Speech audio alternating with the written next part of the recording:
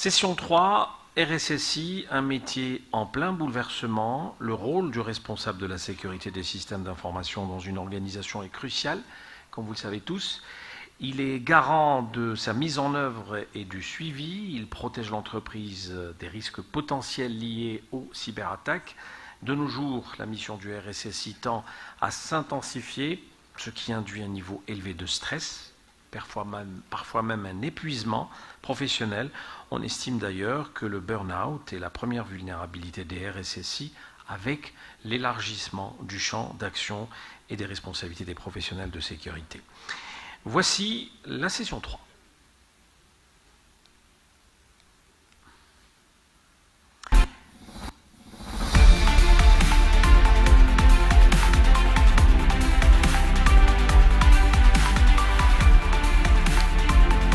Professeur Sofiane Hamreoui, je vous en prie, PhD, enseignant, chercheur de cybersécurité à l'ESSEIP, École d'ingénieurs en France. Rabah Hashishi, directeur technique, stratégie, consultant senior, cybersécurité et auditeur chez ACG. Et puis Fouad Ghnen, expert stratégie, leader public cloud Capgemini, qui va nous rejoindre dans quelques minutes. Il est bloqué dans la circulation. Voilà. Il vient de Paris, il n'est pas vraiment habitué à la circulation d'Alger, il n'a pas tout à fait ses repères. Il va arriver en principe dans quelques minutes. Messieurs, je commence avec vous. Alors, finalement, métier d'RSSI, ce burn-out dont on parle tant, vous l'identifiez comment? Est-ce que réellement vous le sentez? Est-ce que c'est une réalité? Puisque c'est un sujet certainement que vous abordez avec vos collègues, vos pairs. Je vous en prie. Vous allumez le micro? C'est bon? Ouais.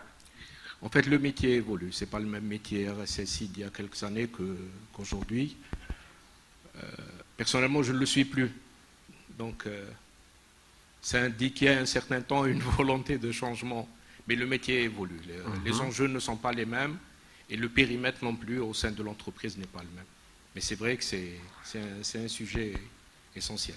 D'accord. Fouad Ghnen est là, voilà. 30 secondes finalement. Tfaddal, marhaba. Sofiane Hamreoui, oui, et je vous repose la question tout à l'heure. Oui, effectivement, si je peux compléter ce que vient de dire M. Hashishi. Effectivement, donc en fait, il ne faut pas le nier.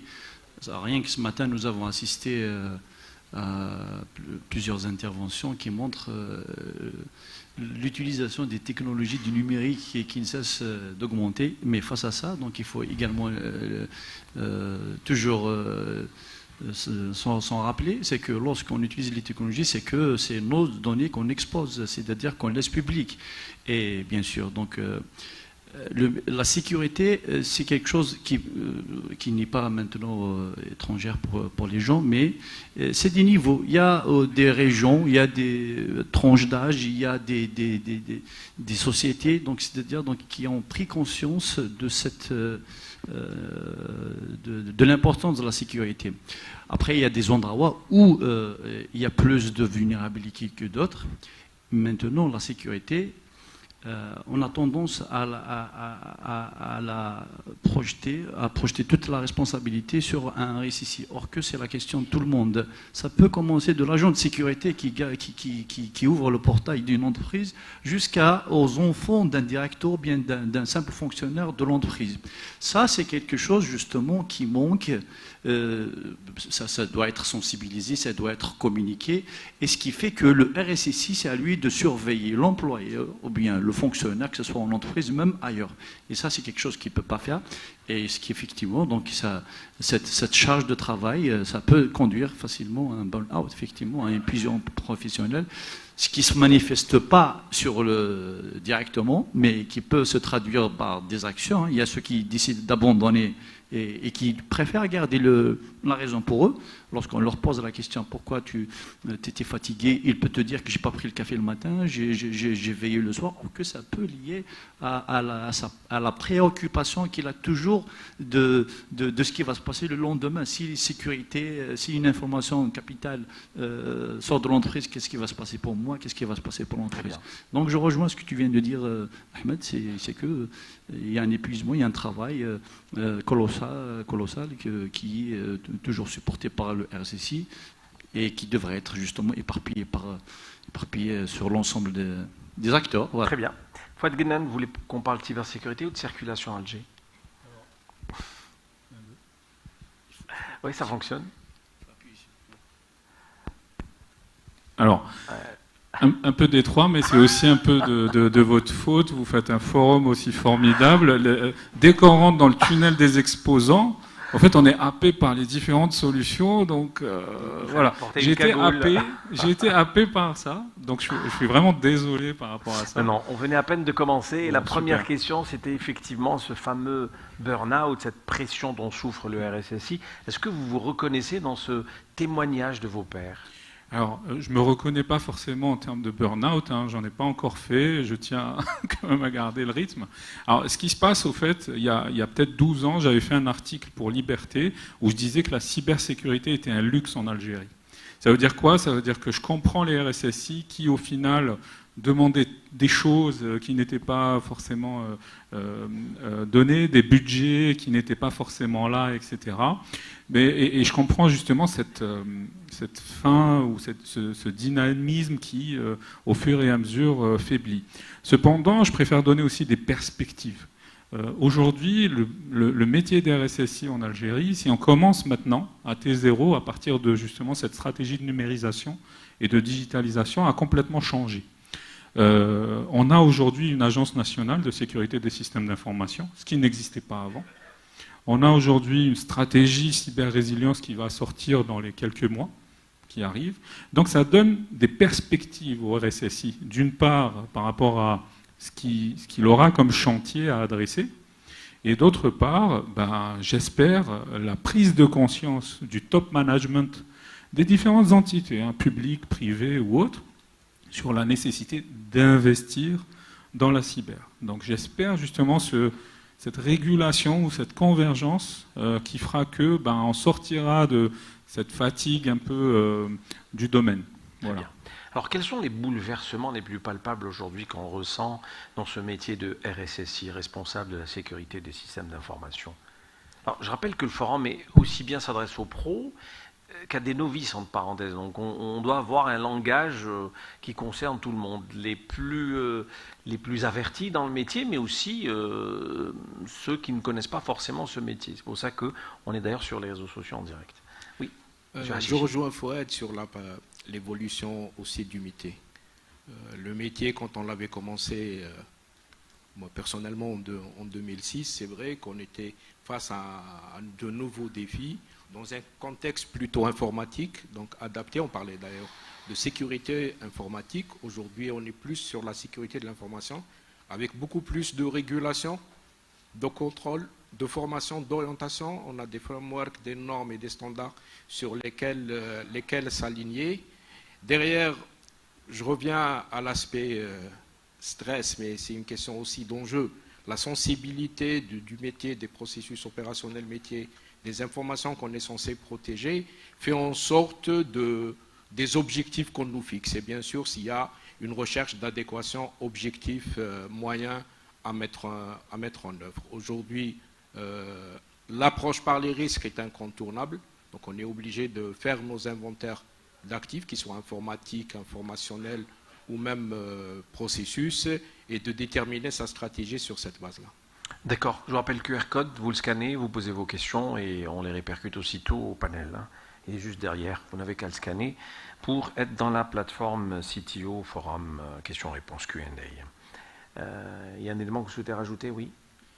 Au fait, pour terminer sur ce que disait là-bas, c'était les évolutions au terme de cybersécurité au niveau mondial, on les voit.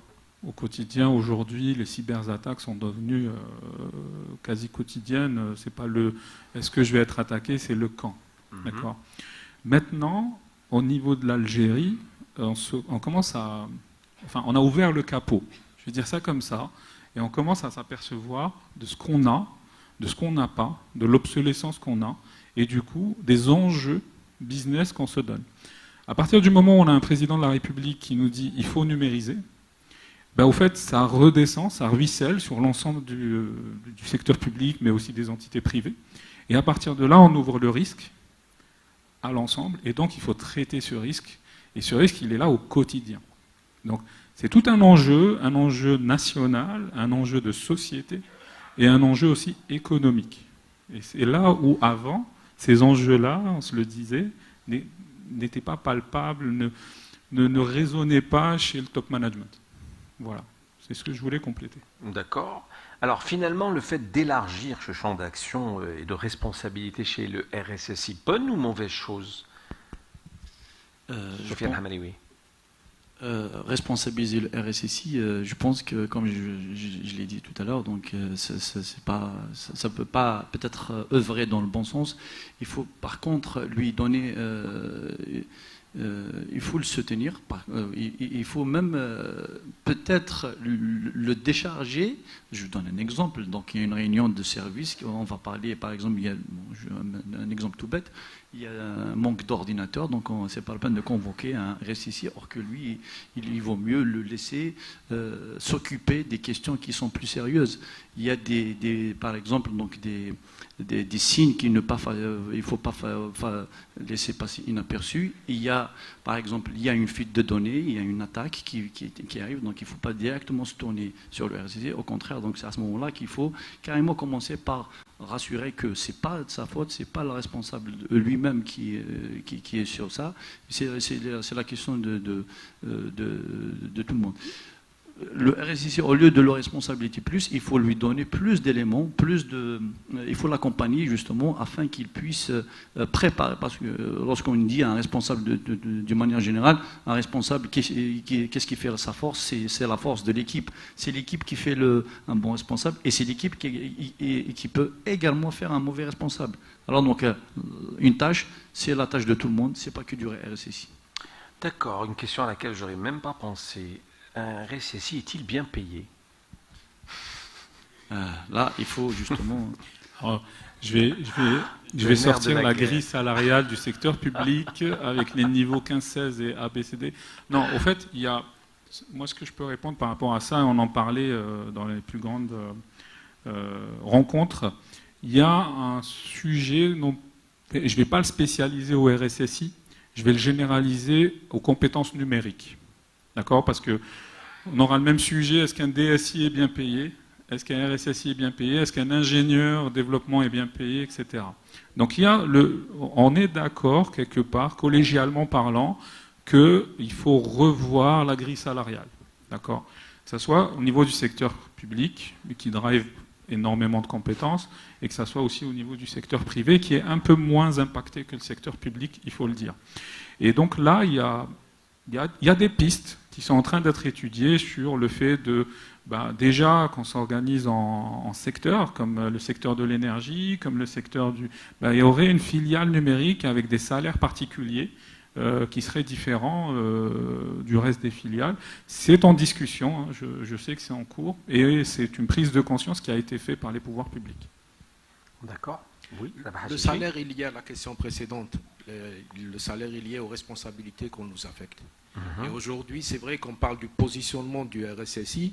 Le positionnement, il est lié aux enjeux, à l'orientation stratégique. Si on nomme un RSSI en tant que responsable, un manager important au niveau de l'entreprise, parce qu'on lui délègue des actions plutôt stratégiques qui doivent s'accompagner de moyens. Donc, il n'y a pas de réponse absolue à ta question, Ahmed. Mais c'est plutôt lié aux objectifs et aux enjeux qui nous attendent. Et puis ça dépend du secteur et peut-être même le statut de l'entreprise. Alors, le RSSI, dans l'ère de la digitalisation, quel switch de mindset est nécessaire pour qu'ils comprennent les vraies nouvelles préoccupations de l'heure? Alors, je prends le micro. Switch du mindset, ouais. Je prends le micro. Alors, il y a un switch de mindset à faire, mais on a déjà beaucoup de caractéristiques qui sont en nous. La première caractéristique que je reprends, c'est le fail fast. C'est-à-dire ne pas réussir à faire quelque chose très rapidement. Ici, en Algérie, de façon générale, très rapidement, on sait si quelque chose va marcher ou pas. C'est-à-dire, tout de suite, on a les autorisations ou pas, tout de suite, on voit que c'est compliqué ou pas.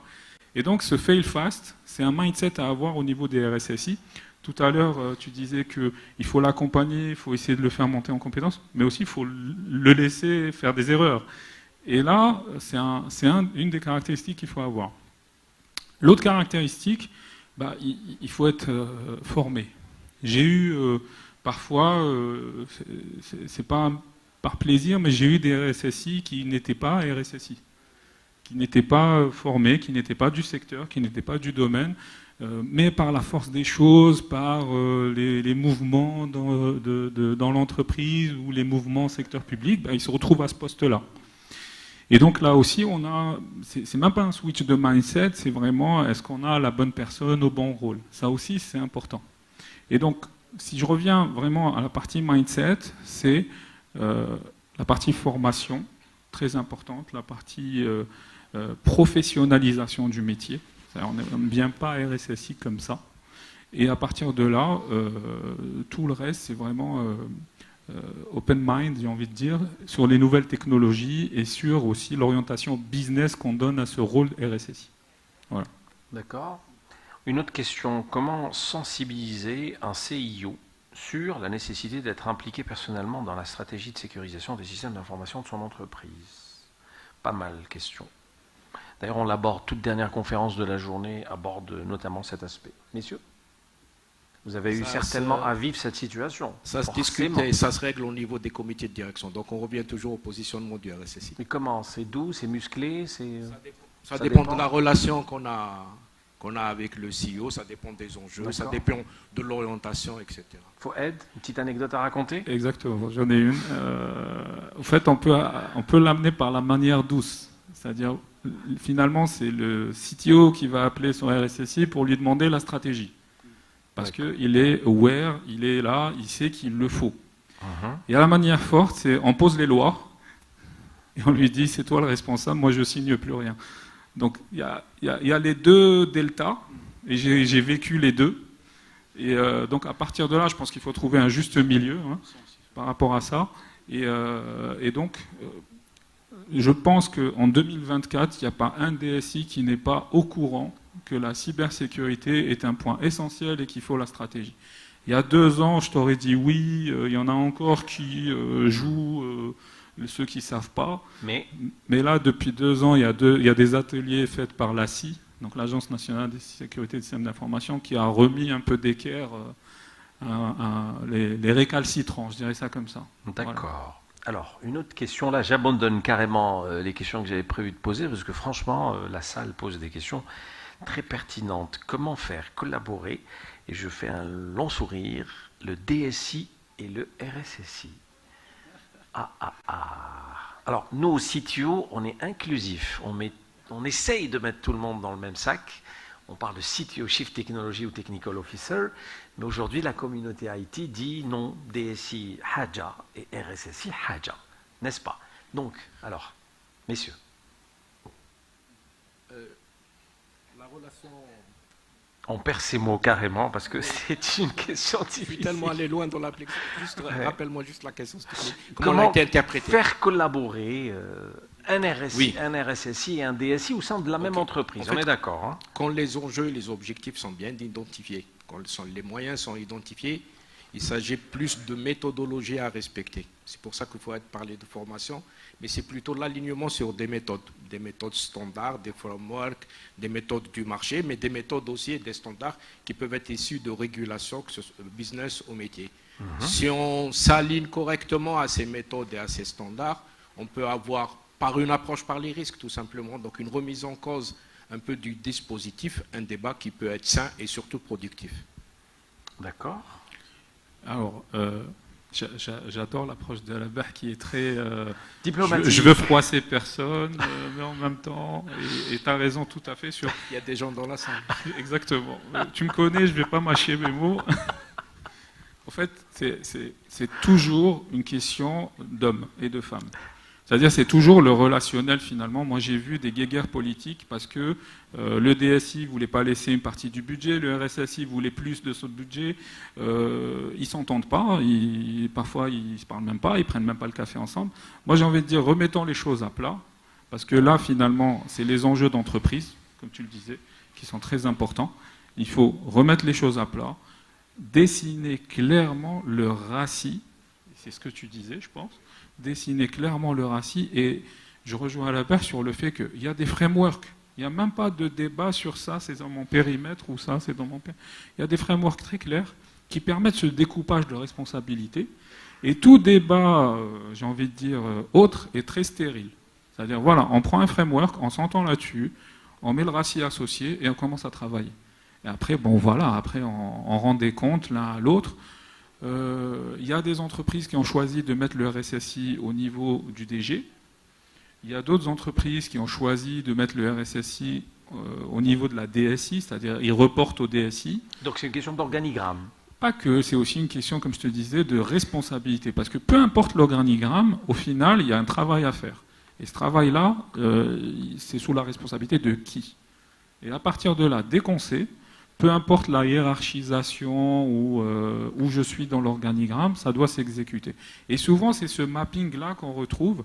Je te donne un exemple. Le workplace, il est chez le DSI, oui, mais l'antivirus qu'il y a dans le workplace, il est chez le RSSI. Et donc, à partir de là, on est sur un mapping de responsabilité de comment je fais pour que ça soit fluide, pour que moi, je monitore l'antivirus, mais que les OS patching, etc., sont chez peut-être l'un ou l'autre. Et tout ça, c'est des responsabilités, je rejoins à la base, c'est des frameworks, c'est des méthodes qui existent et qu'il faut statuer au final. Et à partir de là, tout le monde vivra sereinement, je le souhaite. Très bien, je confirme, j'abandonne mes questions carrément de côté parce que je prends les questions du public.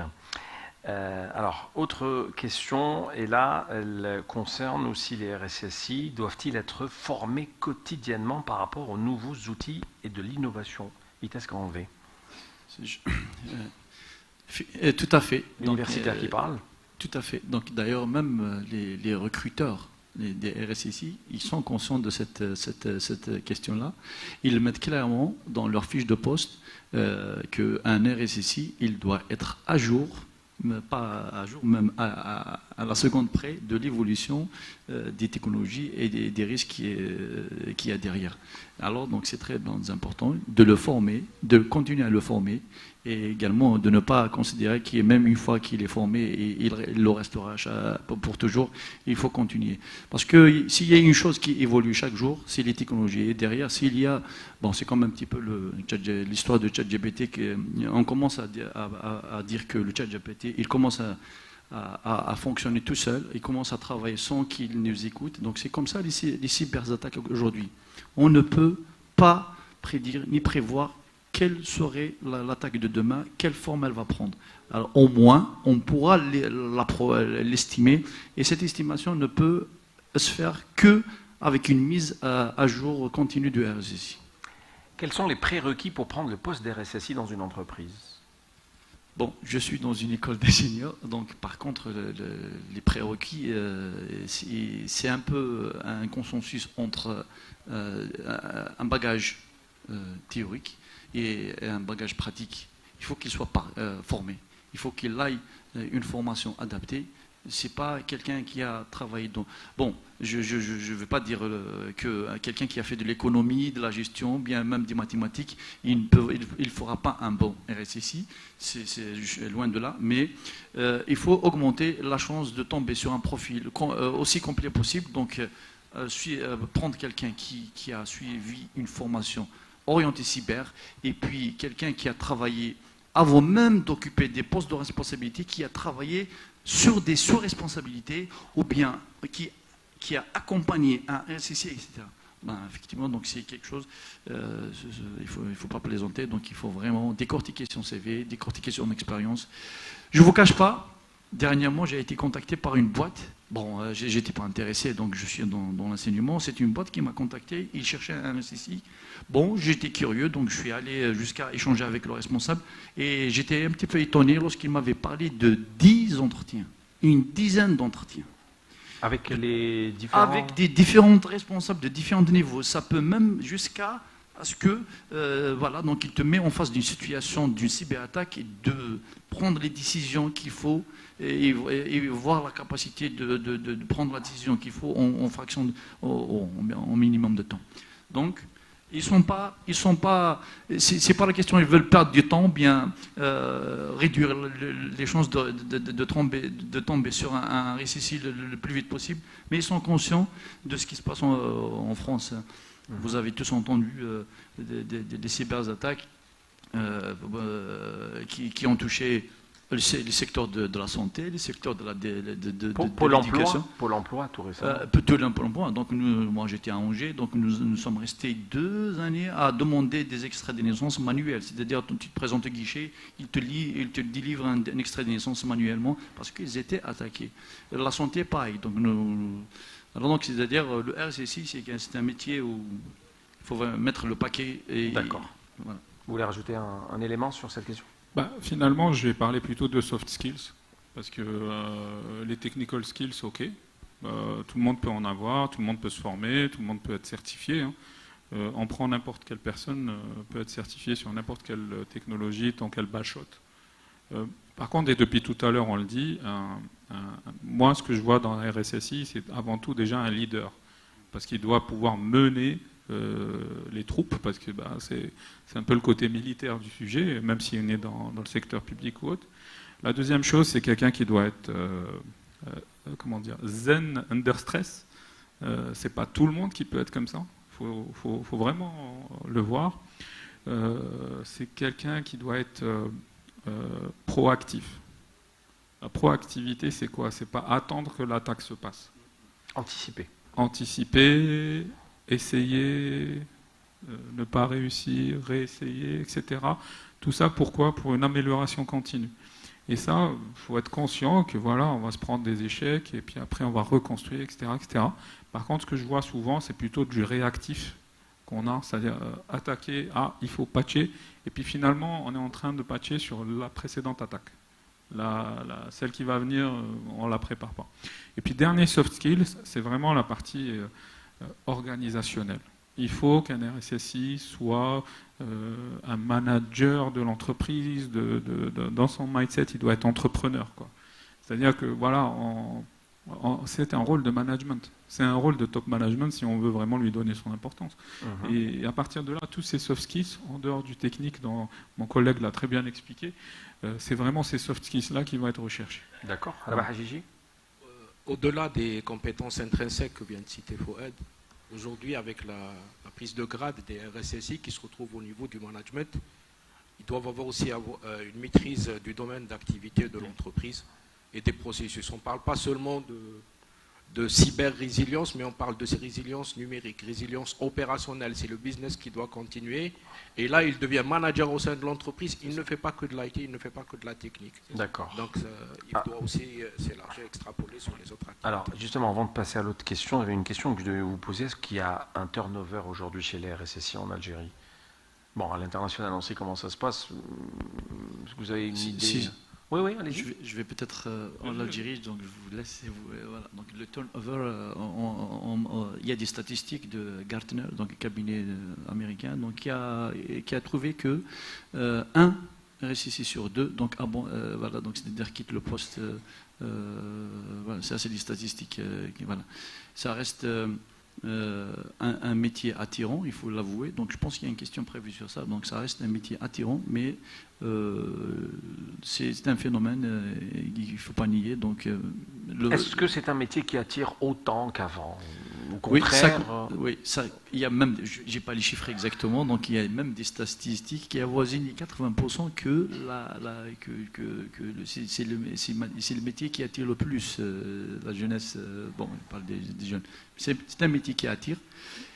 Il y a plusieurs raisons. Donc, effectivement, il y a la question du salaire. Hein. Donc, il n'y a pas que ça qui motive un jeune qui veut commencer sa vie professionnelle ou bien qui veut évoluer dans la vie professionnelle. Il y a le salaire, mais il y a aussi l'expérience, il y a l'adrénaline, il y a les défis, il y a l'évolution des choses. Donc, il y a de la nouveauté qu'il peut apporter. C'est un métier qui reste avec un succès, mais une fois la personne a goûté à quoi ça ressemble à un RSSI, et là, ça commence. On ne garantit pas que ça va aller jusqu'au bout. On ne garantit pas qu'ils sont en retraite tout en étant un RSSI. D'accord. Oui. Ouais. Si je peux compléter, au fait, moi je vais parler de l'Algérie. Moi, j'ai connu deux types de RSSI. Les RSSI hyper professionnels, j'ai rarement vu un gros turnover. Vraiment, ils aiment leur métier, ils y vont à fond. Ils sont assez stables, quoi. Limite, tu les vois tout le temps au bureau et très rarement ailleurs. Et ceux-là, en fait, je les félicite d'ailleurs dans ce contexte-là. Donc voilà, il y a vraiment des RSSI hyper professionnels au niveau de l'Algérie. Et puis ceux qui sont un peu moins professionnels, voire tout à l'heure, je parlais de personnes qui ont été quelque part mis là pour jouer le rôle, ceux-là, effectivement, il y a un gros turnover. Il faut se le dire, parce que au bout d'un moment, on se prend le mur des responsabilités. Et là, si on n'est pas formé, si on n'a pas les moyens, si ceci, cela, c'est un employé, hein, c'est une entreprise, la relation, elle est rompue, la démission est là ou autre chose. Mais encore une fois, sur les professionnels que j'ai vus, le turnover est assez restreint de ce que j'ai vu. Toute dernière question, celle du public. Est-ce qu'il y a assez d'experts en cybersécurité en Algérie? On parle d'experts, pas de pseudo-experts, hein, afin que les RSSI puissent s'appuyer dessus afin de mener à bien leur mission. Et on n'aura jamais assez. Ah ben voilà, la réponse de la jamais assez parce que le métier évolue, les exigences évoluent. Même nous, dans nos activités, on a besoin d'évoluer sur de nouvelles pistes, etc.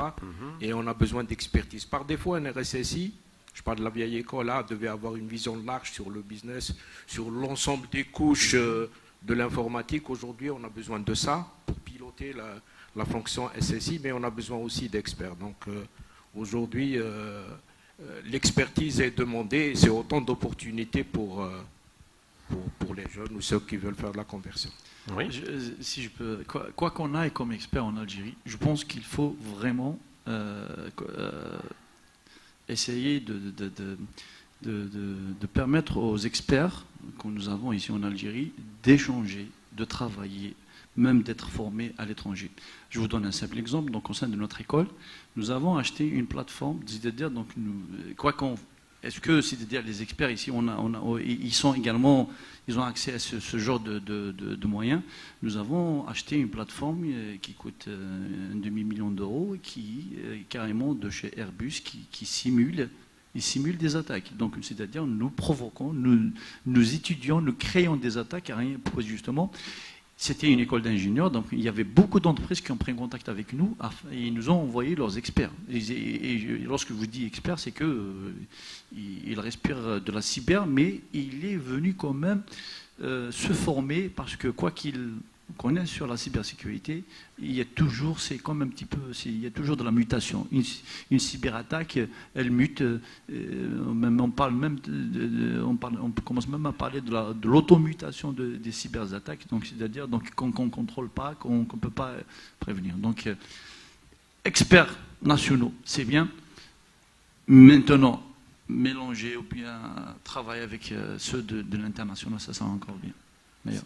Si je peux me compléter, Ahmed, au fait, je vais être très terre à terre et très vision marché algérien. Aujourd'hui, le premier frein, je rejoins Albert sur le fait qu'on manquera toujours de compétences. Maintenant, il faut des leviers pour aller les chercher là où elles sont. Je te donne un exemple. Aujourd'hui, dans le secteur public, on n'a pas de marché de prestations intellectuelles. Donc c'est très difficile d'aller faire appel à des freelanceurs qui travaillent pour l'international, qui sont à Alger, mais qui travaillent pour l'international, et on ne peut pas les faire travailler. Un simple exemple. On ne peut pas faire travailler des personnes pour une prestation juste intellectuelle sur une période donnée. Il faut forcément un appel d'offres, il faut forcément des intégrateurs qui ont je ne sais pas combien, et puis il y a cette notion de matériel, est-ce qu'il y en a ou pas. Tout ça, en fait, c'est des freins. Donc, moi, j'essaie de dire que le peu de compétences qu'il y a, et en plus on se met un petit frein qui est plutôt au niveau réglementaire, loi de marché public, etc., qui n'est pas ouverte à ça. C'est des nouvelles tendances, le freelance, etc. L'auto-entrepreneur, on pourrait potentiellement consommer aujourd'hui, tout à l'heure on avait le point, il y a des experts qui ont leur carte d'auto-entrepreneur, mais qui ne peuvent pas accéder au marché public.